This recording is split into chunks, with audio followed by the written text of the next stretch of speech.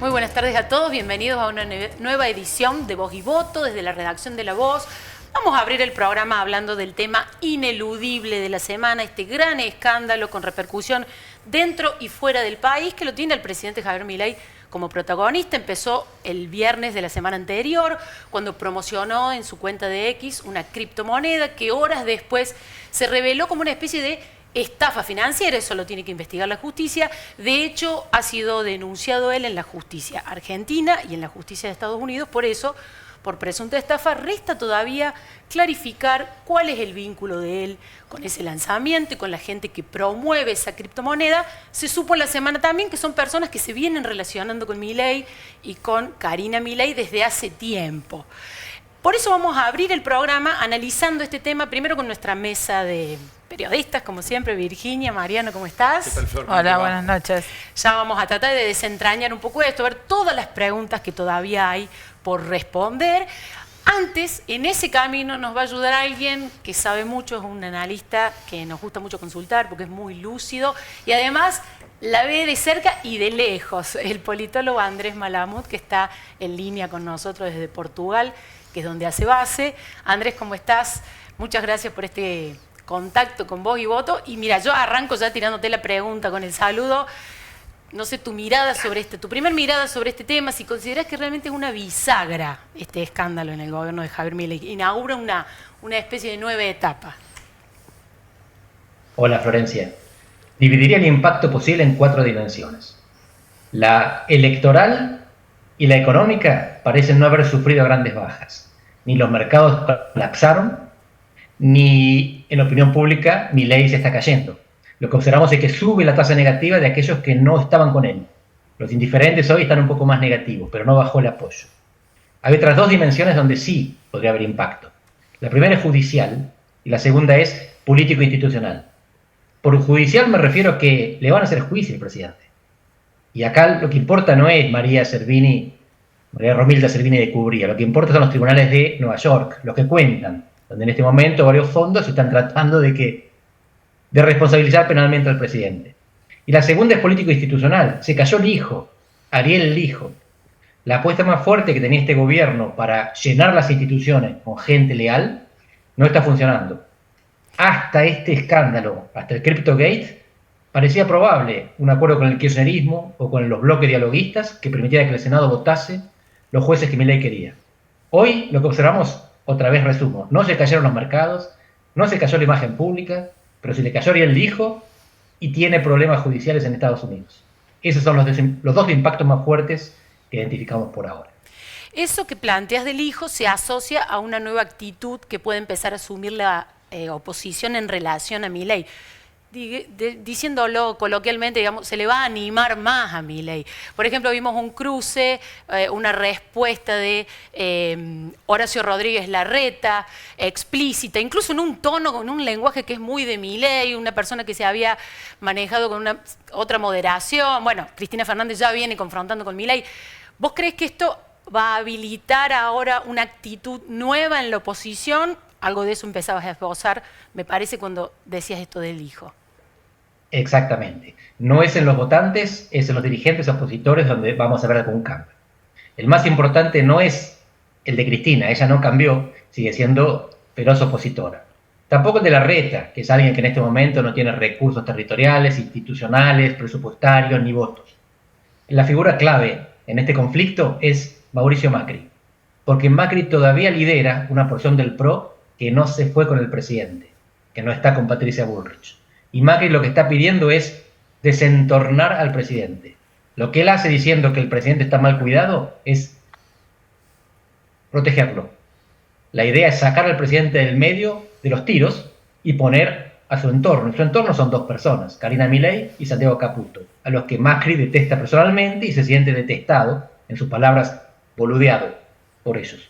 Así que aquí vio la oportunidad su aliado más fuerte para buscar entrar en el círculo íntimo. Si va a funcionar o no, lo dudamos mucho. Milei, él y ella son inseparables, y Santiago Caputo por ahora parece que se llevó la marca, pero no le soltaron la mano, como decían hoy en algunos diarios.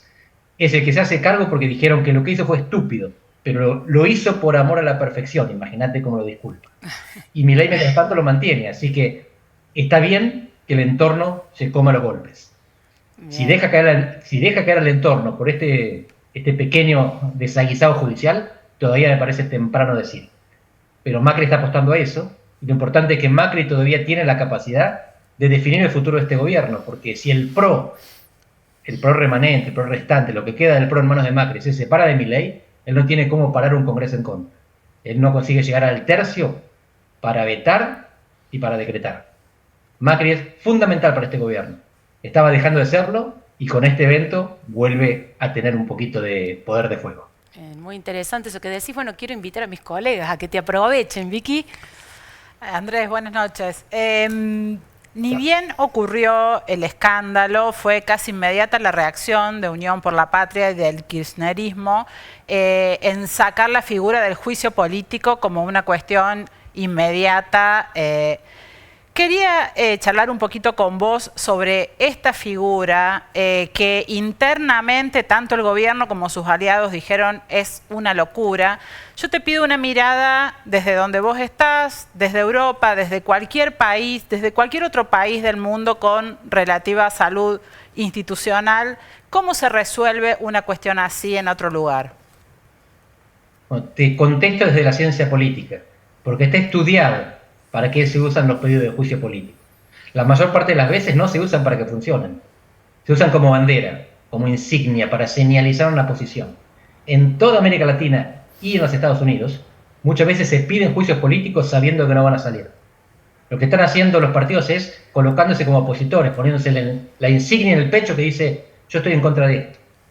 Hoy no tiene chances ese juicio político. Primero porque, como decíamos al principio, esta crisis no caló en las masas. La mayor parte de la población no sabe lo que es una criptomoneda, un meme coin, no entienden si esto fue una estafa, no saben qué significa fijar un tweet. Ahora estoy exagerando porque mucha gente entiende eso. Milei no suele fijar tweets ni borrarlos. Ahora lo fijó primero y lo borró 6 horas después. Algo raro hay, pero no tiene impacto electoral. Por lo tanto, mientras la oposición dialoguista no se le dé vuelta, lo que haga el kirchnerismo no tiene consecuencias institucionales, solo tiene consecuencias políticas. ¿Y una comisión investigadora sí la ves más viable o con mayor efecto? Bueno, hay 3 poderes, según la Constitución, el judicial, el legislativo y el ejecutivo. El único que investiga seriamente es el judicial. Todo lo demás es pulvito para la tribuna, es circo. Si es una comisión del ejecutivo, son personas designadas por Milei que viven, que cobran un sueldo por mantenerse leales a él. Si es del Congreso, no hay antecedentes del 83 de una comisión investigadora que haya tenido consecuencias, alguna consecuencia. Es más, eso fue lo que se discutió con la CONADEP, en los albores de la democracia. Y la CONADEP no fue una comisión parlamentaria, se hizo al margen del Congreso. El único poder que investiga y sanciona es la justicia. Lo demás es circo. Andrés, buenas noches. Quería volver un poquito al punto de la participación del entorno presidencial. Se ha hablado mucho de la figura de Santiago Caputo, de Karina Milei. Vos decías recién que se llevaron la marca en términos futboleros, se habló mucho de eso durante la semana. Ahora bien, hay indicios bastante claros, por lo menos antecedentes, de que este entorno es precisamente el que permitía y daba acceso al despacho presidencial.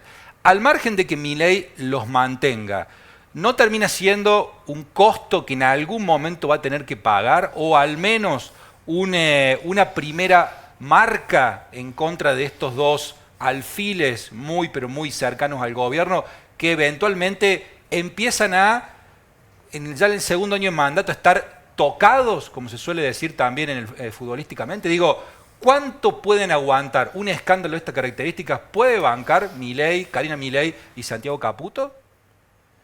Esa pregunta es clave. Y la respuesta depende de identificar en qué consiste la naturaleza del gobierno. Si el presidente fuera Macri y gobernara el PRO, la república y las instituciones eran parte componente de su marca, de su identidad. Para Milei, ni la república ni las instituciones son parte de su marca.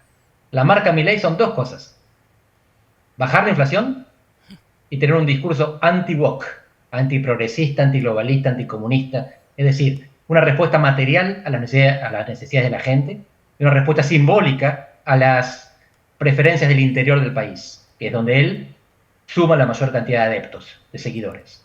Mientras él mantenga la inflación baja y mantenga su discurso antiprogresista, anti-woke, no importa lo que pase con su entorno, no importa la corrupción, ni las instituciones, ni la república, porque ese era un producto que vendían Elita Carrió y Mauricio Macri, no los libertarios.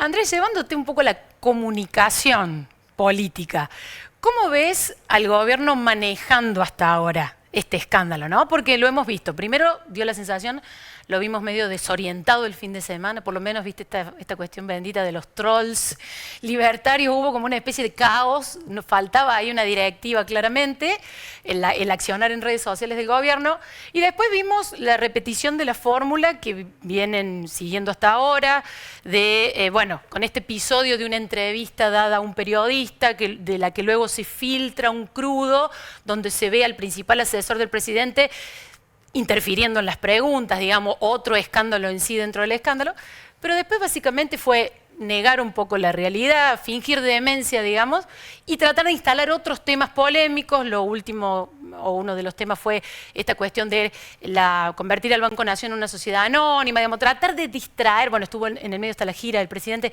de distraer con otros temas fuertes de agenda. ¿Está bien eso? ¿Te parece que es eficaz o ves poca reacción? ¿Qué pensás de eso? Si hay algo que el gobierno sabe hacer es medir, pulsar la opinión pública. Ellos se dieron cuenta de que tuvieron un impacto negativo. Lo miden en las redes, que es lo que a ellos más les duele, pero no solamente en las redes. Fue un impacto reducido sobre todo a la comunidad digital. La gente que no está en redes no entiende lo que es cripto. En esa comunidad ellos mandaban y se dieron cuenta que dejaron de mandar por unos días. Asumieron una estrategia. Lo que vos decís es parte importante, distracción, cortina de humo, hablemos de otro tema. Pero la parte central de la estrategia fue hacerse la víctima, que fue la misma estrategia que utilizaron en el debate con Massa, ¿se acuerdan? En el balotaje. Milei es habitualmente un prepotente, un agresor, alguien que insulta y que trata a los demás de mandriles. De repente, con Massa, se dejó basurear. Y casi que fue la posición que asumió con Johnny Viale, no siendo basureado por Johnny Viale, él mismo diciendo, Milei, me comió un cachetazo.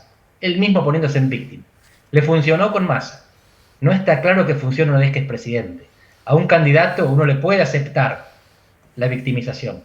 Porque uno, en el fondo, está votando a alguien que sufrió como uno. Claro. Y por lo tanto, con el candidato. Con el presidente es otra cosa. Con un presidente yo no quiero empatizar. El presidente tiene poder. Lo que quiero es que me proteja, que me defienda. No lo quiero ver llorar. Y a esto se le suma el escándalo de la interrupción del asesor y las preguntas pactadas que el periodista reconoce leyendo quiénes son las personas que le hicieron las preguntas. Adorni, Caputo y Karina Milei. Es un papelón internacional, en toda regla, pero es un papelón que se come el periodista. Acá Milei otra vez queda como víctima. Víctima de un periodista ensobrado, de un asesor incompetente y de, quién sabe, un editor de video precarizado que se olvidó de cortar el crudo. Milei es siempre la víctima. En este caso me parece que lo ayuda. Bien, Vicky. Andrés, haces diferencias muy tajantes entre lo institucional, lo político y lo popular o lo que llega al electorado. ¿Son irremediables esos caminos separados en los procesos que estás observando seguramente en Argentina y en gran parte del mundo? Porque hay características muy similares y sobre todo en los lugares donde los movimientos de extrema derecha empezaron a hacer pie. Pero ¿en qué momento vuelven a confluir en algún carril en común todas esas miradas tan diferentes? Bueno, lo que observamos en el mundo es un corrimiento a la derecha, en general. Pero además lo que observamos es un corrimiento hacia las oposiciones, que es más universal todavía. ¿Qué quiero decir con esto? En los últimos 4 años en América Latina hubo 16 elecciones presidenciales. Del 2021 al 2024, 16. En 13 de 16 ganaron partidos políticos que no existían 10 años antes. La gente lo que está haciendo es votar cualquier cosa que no sea lo que hay. Y lo que hay incluye lo que está gobernando ahora y lo que gobernó antes. Esto no pasa solo en América Latina. En Italia y en Francia gobiernan 2 partidos, con Giorgia Meloni y Emmanuel Macron, que no existían en el año 2010. Son partidos que tienen menos de 15 años de existencia. Eso es una novedad. La gente está votando en contra de la casta en todos lados, en contra del establishment. A veces mostramos un péndulo, a veces vuelve alguno. En el caso de Trump, vuelve uno que es anticasta. En el caso de Lula, volvió uno que era casta. Pero en general lo que sucede es que la gente, cuando le fracasa un experimento, se fuga hacia adelante, intenta otra cosa. Argentina es un país diferente, por una razón muy simple. Tiene un problema que los demás no tienen, la inflación. Eso nos hace en parte inmunes a la cuestión ideológica. Para Milei la batalla anti-woke, la batalla cultural es importante, pero porque lo que hace es galvanizar el frente interno y asegurarle que llega a los distritos de pañuelo celeste, en el interior del país, donde los progresistas no hacen pie. Pero la clave de él es estabilizar, es bajar la inflación. El resto de los presidentes del mundo no tiene este problema. Milei puede tener un discurso impecablemente derechista, que es muy popular en esta época, y perder las elecciones si se le dispara el dólar. Bien. Andrés, para cerrar, la última, ya que sos un analista internacional, residís afuera de la Argentina, ¿hasta qué punto este escándalo afecta la figura de Milei fuera de Argentina? Este sitial de gran voz de la nueva derecha, de influencer internacional, que a él le interesa tanto cultivar. Lo daña. Sabemos que lo daña porque salió en los principales diarios que él defiende, empezando por el The Wall Street Journal, pero también el Financial Times, en The Economist.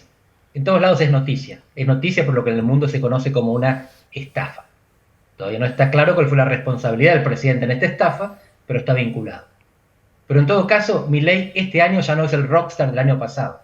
Y quiero ser claro, no es culpa de él. Hay dos razones por las cuales ya no es tapa de todos los diarios. La primera es que ya no es noticia. El año pasado era el único y el primero. Este año está Donald Trump. Y esta es la segunda. Hoy la noticia, el rockstar es Donald Trump, que está haciendo cosas que pocos hubieran imaginado, revisionismo estratégico internacional. El mismo Elon Musk, aunque se siga juntando con Milei, el año pasado se juntaba todas las semanas si podía. Hoy es funcionario de Trump. Si Elon Musk tiene que elegir prioridades, ¿va a elegir a Milei o a Trump? ¿Qué es más importante en el mundo en el 2025? La respuesta es, Argentina no. Así que no es por culpa de Milei, pero hoy sus acciones valen menos, independientemente de sus errores, porque Estados Unidos pesa más. Bueno, la verdad, interesantísimo escucharte, como siempre, nos has dejado muchas respuestas, así que muchas gracias por este contacto y este tiempo que nos has dedicado. Gracias a ustedes, como siempre. Bien. Bueno, y nosotros, colegas, tomamos agua, segundos, y ya volvemos y seguimos tratando de desentrañar y analizar este tema. Ya volvemos.